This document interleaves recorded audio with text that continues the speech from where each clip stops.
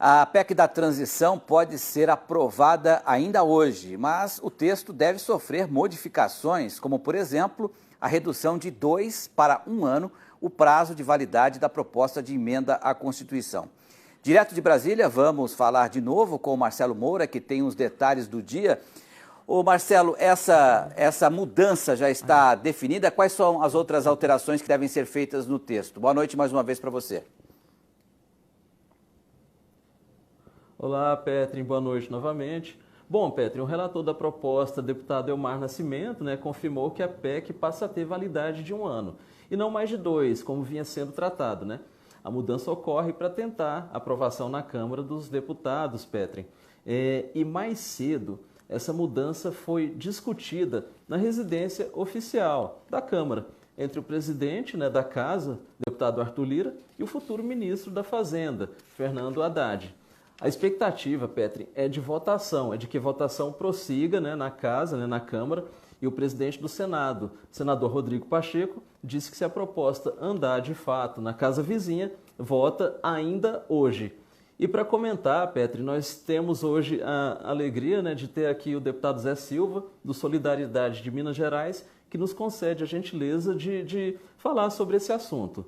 Boa noite, deputado. Boa noite, é um prazer estar aqui, tratar desse tema tão quente hoje no Congresso Nacional, o Brasil todo debatendo essa questão, dessa PEC, dos programas sociais, quais os outros temas, quais os outros setores da economia brasileira que também estão inseridos nessa PEC.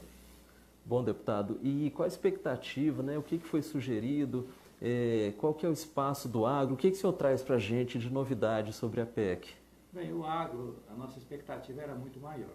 A nossa expectativa é que nós conseguíssemos resolver a questão do seguro, que é um tema fundamental. Nos últimos 4 anos, a ministra Tereza Cristina conseguiu ampliar muito a questão do seguro. As mudanças climáticas influenciam muito a necessidade de ter seguro para o agro, para dar mais competitividade. Tem uma lei que o texto da minha relatoria substitutiva é a 14.275, na casa de 1 bilhão com medidas emergenciais para a agricultura familiar.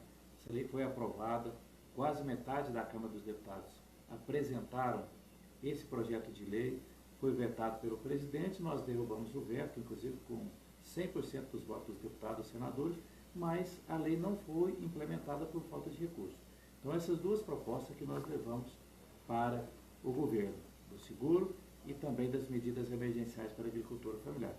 Não obtivemos êxito quando tratou das destinações para os diversos setores, para a infraestrutura, para a cultura e para o agro. E, como sempre, o agro garante o equilíbrio da balança comercial brasileira nas últimas 4 décadas, e quando vai se priorizar, parece que há uma proteção, como se fosse uma carapaça ali protegendo para que o agro não tenha a quantidade que ele merece de recursos. Isso criou uma resistência, especialmente todos nós que defendemos a agricultura familiar, o agro, a assistência técnica, a pesquisa, e especialmente ter seguro agrícola, as dificuldades nossas de votar a PEC. Tanto é que, nesse momento, nós estamos conversando aqui, reuniões de líderes, tentando alinhar a aprovação ainda hoje. O presidente do Senado falou que vota hoje, eu não acredito, eu creio que deverá votar amanhã, até porque nós temos a aprovação do orçamento também. Maravilha, deputado. Bom, estou aqui com o Petri. Olá, Petri. Deixa eu só colocar uma questão aqui, porque o comecinho da resposta a gente não conseguiu ouvir muito bem, do deputado Zé Silva, em relação à participação do agro aí, em termos de recursos até para o seguro rural no ano que vem. Ele disse que poderia ser um pouco melhor. Eu queria que ele falasse um pouco melhor sobre esse tema, porque é de interesse de todo o público, de todo o nosso setor aqui, a questão, qual vai ser a participação do agro nessa verba extra que será destinada ao Poder Executivo. Ok, Petri. Bom, deputado, São Paulo, o Petri, que está aqui conosco, ele pede para o senhor explicar um pouco melhor sobre a participação do agro no recurso, o que vai ser destinado para o agro. Na verdade, é um pouco mais de 1 bilhão, deve ser 1 bilhão 380. Como aí nós temos infraestrutura 5 bilhões, cultura também 3 vezes o valor que foi destinado para o agro.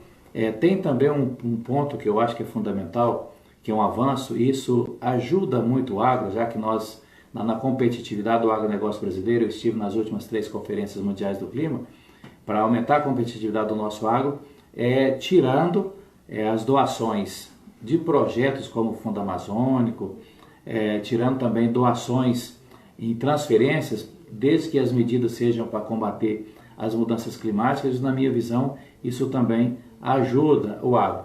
Tirando isso, a perspectiva nessa PEC da transição para o agro é muito pequena, já que o Estado brasileiro, o Congresso Nacional, tem que fazer de gesto com decisão política e recurso. A decisão política, na minha visão, não terá nenhuma dificuldade de aprovar agora, reduzindo a PEC para 1 ano, obrigando o governo até agosto de 2023 a apresentar um planejamento de ajuste fiscal, exatamente para a recuperação fiscal do Brasil, mas que não está com muita clareza além desse 1 bilhão e uns quebrados dos 145 bilhões para o nosso agro. Então, na verdade, nós não conseguimos avançar. Em relação ao que eu comentei no início do nosso debate aqui sobre as medidas emergenciais para a agricultura familiar, há um compromisso, mas não atrelado à PEC, de que o governo publicará uma medida provisória da Lei 14.275, que é aproximadamente 1 bilhão, com 5 medidas, que o grupo técnico da equipe de transição,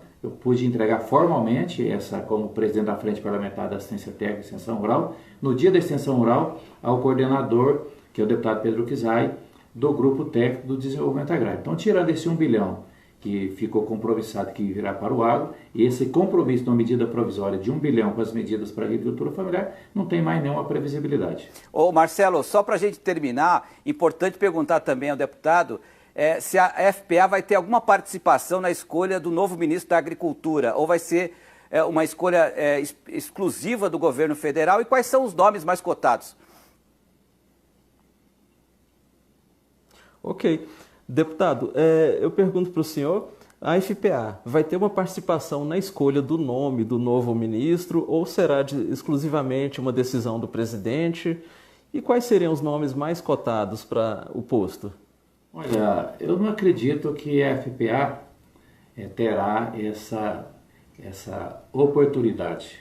Agora, claro que o governo tem feito gestos, principalmente através do coordenador da transição, vice-presidente Alckmin, dessa aproximação com o agro. Nós temos, inclusive, o vice-presidente da FPA como um nome possível de ser nomeado ministro da Agricultura, temos o senador Fávaro, que os dois, ali na região altamente polarizada, especialmente de apoio ao atual presidente Bolsonaro, eles fizeram parte da campanha do presidente eleito e do presidente Lula. Então são dois nomes muito fortes, né? Nós temos o ex-ministro Brairo Maggi, que com certeza terá uma influência muito forte, porque ele liderou um segmento do agro, mas nós estamos nessa fase de poder apresentar para nós não é tão importante o nome, né? Mas é importante que se tenha compromisso com as pautas da Frente Parlamentar da Agropecuária, com a pauta do agro. Eu não vejo assim, nenhuma perspectiva de sair desse eixo, desses nomes que nós estamos comentando. Agora, evidentemente que nós sabemos que poderão ter outros setores, mas não acredito que a FPA fará como nós fizemos de indicar o ministro da Agricultura. Marcelo, obrigado, mais alguma informação para a gente encerrar aqui? A gente agradece. Bom, Petri, a gente agradece aqui a presença do deputado Zé Silva, que saiu lá da Câmara para nos dar essa entrevista. Agora ele volta, né? E a gente acompanha aqui, na expectativa de que a votação se encerre e prossiga, avance para o Senado, e a gente segue de olho. Com você, boa noite a todos que nos acompanham. Boa noite, Marcelo Moura, obrigado pela participação, e também ao deputado Zé Silva, direto de Brasília.